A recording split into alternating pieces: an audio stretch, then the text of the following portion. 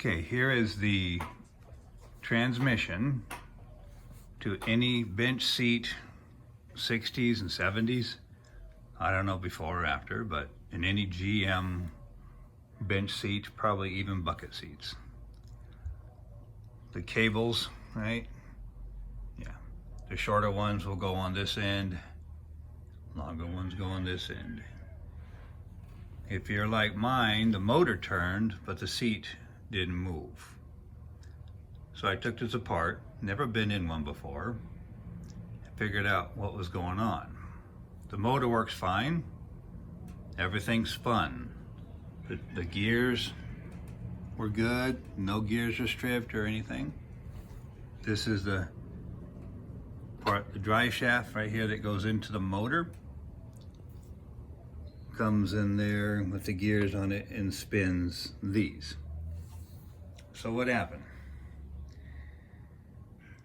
Well, first of all, you have to see how it works. These here, the little electromagnets, right? Little plug, little square in there, slot for the plug to stick into. What happens is every time you select whichever, up, forward, back, up and down, the little magnet will push this in or out.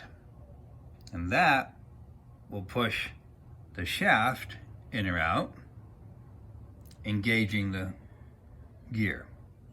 See how these little teeth, it pushes those teeth to mesh with these on the gear. And then it'll spin the gear, adjusting the seat to whichever one you move. And the spring, of course, will push it back. What happens, since none of them were engaging, the factory grease has turned into varnish. So this little pot metal does not slide like it should. It is actually glued to the shaft. I know it's hard to see and focus, but the grease has turned to varnish. So it is literally, and all this here is original grease, it is glued to the shaft.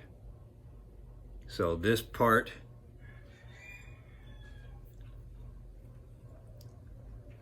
here is not sliding like it should. So I'm going to soak everything into some varnish, what do you call that? Yeah, varnish remover, paint thinner, and let it soak for many hours to try to get all of this grease. In fact, you can see the factory grease in there, inside that, down under this shaft. All of that's now glue. So nothing is spinning like it should.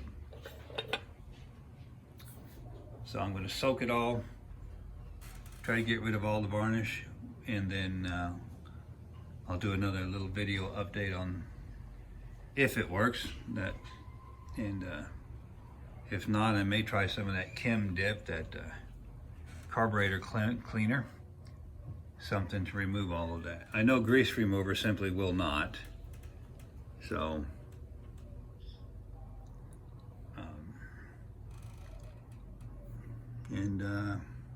go from there.